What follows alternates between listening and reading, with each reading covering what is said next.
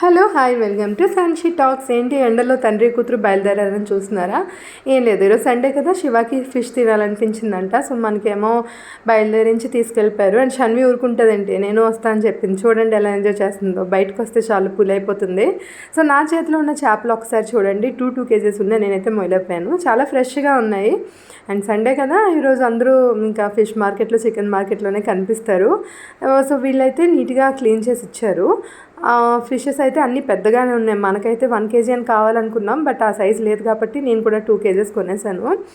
ఇంకా ఇంటికి తీసుకొచ్చి ఫస్ట్ అయితే చేపల్ని బాగా ఒక 4-5 టైమ్స్ కడిగి జీలకర్ర పొడి, ధనియా పొడి, ఉప్పు, కారం, పసుపు వేసుకొని బాగా మ్యారినేట్ చేసుకున్నాను అనమాట. ముక్కల్ని పట్టేదాకా బాగా కలుపుకోవాలి. సో అలాగైతే మనకి ఉప్పు, కారం అనేది ఆ చేపలకి పడుతుంది. సో ఇలా 1 అవర్ మ్యారినేట్ చేసుకున్నాక ప్యాన్లో ఆయిల్ వేసి ఫస్ట్ అయితే ఫ్రై పీసెస్ చేసేసాను. ఎందుకంటే శివ ఫ్రై కావాలన్నారు, ఇంకా కర్రీ కూడా కావాలన్నారు కాబట్టి. సో నేనైతే చూడండి, ఒక చిట్కా చెప్తా. ఫ్లేమ్ ఎప్పుడు కొంచెం హైలోనే ఉండాలండి, లేదంటే ఫిష్ ఏకం చెదిరిపోతుంది. ఇలా నేను చాలాసార్లు దెబ్బతిన్నాక ఇప్పుడు నాకు పర్ఫెక్ట్గా ఫిష్ ఫ్రై వచ్చింది. ఒక్కసారి చూడండి ఎంత బాగున్నాయో ముక్కలు. నేనైతే ఇంకొకటి ఏంటంటే, కొంచెం పల్చగానే కట్ చేయించుకోండి ఫిష్ని, అప్పుడే మనకి బాగుంటుంది, టేస్ట్ కూడా బాగుంటుంది. ఇంకా ఎగేటప్పుడు కొంచెం క్రంచీగా కూడా ఉంటుంది. ఒకవేళ మీరు స్మూత్గా కావాలంటే కొంచెం లావుగా కట్ చేయించుకోవచ్చు. సో చూడండి, ఫిష్ ఫ్రై అయితే రెడీ. అండ్ దెన్ శివ కర్రీ కోసం అల్లం, తెల్లుల్లి, జీలకర్ర, ధనియాలు, కొంచెం ఆవాలు కూడా వేసుకున్నాను. అందులో ఆనియన్, టొమాటో, ఇంకొక లవంగా, యాలక్ కూడా వేసుకొని మంచిగా మిక్సీ చేసేసా.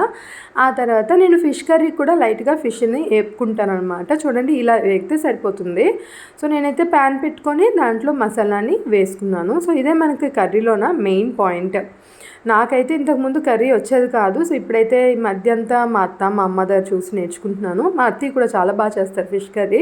సో వీళ్ళందరి దగ్గర చూసి ఇప్పుడైతే నేను నేర్చుకున్నాను. చూడండి, మనకి మసాలా అనేది మెయిన్ అనమాట కర్రీలో ఎలా ఉంటుంది అనేసి. బాగా వేపుకోవాలి, ఇందులో వాటర్ అంతా లాగేయాలి. లాగిన తర్వాత అప్పుడు మనం కర్రీ చేసుకోవాలన్నమాట. చూడండి ఒకసారి, ఇందులో నేను వాటర్ ఉంటుంది అంటే మసాలా వాటర్ తేలుతుంది కదా, అప్పుడే ఉప్పు, కారం, పసుపు వేసుకున్నాను. ఇది వేపిన తర్వాత మనకి ఎలా ఉంటుందంటే కళాయికి అదే మసాలా ఆయిల్ విడిపోతుంది అనమాట. అంతవరకు మనం బాగా వేపుకోవాలి. అప్పుడే మనకి కర్రీలో గ్రేవీ టేస్టీగా ఉంటుంది. అండ్ ఇందులో కొంచెం కావాలంటే క్యాష్యూ కూడా వేసుకోవచ్చు, అంటే మిక్సీ కొట్టేటప్పుడు అది కూడా టేస్టీగా ఉంటుంది. నేను స్కిప్ అయ్యానండి.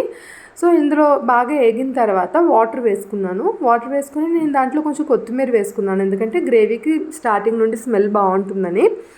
సో ఇలా వేసుకున్న తర్వాత ఇది బాగా మరుగుతుంది. మరిగిన తర్వాత నేను ఒక ఫిష్ ముక్కని అలా వేసేసాను.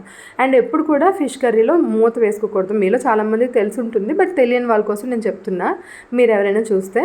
సో ఇది ఫిష్ ఏమో ఇలా మనం వేసుకొని మూత పెట్టుకోకుండా అలా 5 to 10 minutes ఉంచామంటే ఫిష్కి ఆ గ్రేవీ అంతా బాగా పట్టి జ్యూసీగా తయారవుతాయి అన్నమాట పీసెస్. అండ్ టేస్ట్ కూడా ఉప్పు, కారం అన్నీ బాగా పట్టి మసాలాలు ఒక వేరే లెవెల్లో వస్తుందన్నమాట. చూడండి ఎంత మంచి కలర్ వచ్చింది కదా, టెంప్టింగ్గా ఉంది. యాక్చువల్లీ టేస్ట్ కూడా అలానే ఉంది, నాకైతే చాలా నచ్చింది. అండ్ శివ కూడా గ్రేవీ నచ్చిందంట. నార్మల్లీ అతను పులుసు అవి తినరు, సో అందుకే ఒక్క టొమాటో వేసాను, ఎక్కువ పులుపు రాకుండా ఉండాలని చెప్పి. మీకు కావాలంటే మీరు 2 టొమాటో వేసుకోవచ్చు ఒక 6 పీసెస్కి. సో నేను ఈ కర్రీ అయితే ఒక 6 పీసెస్ కర్రీ చేస్తున్నాను.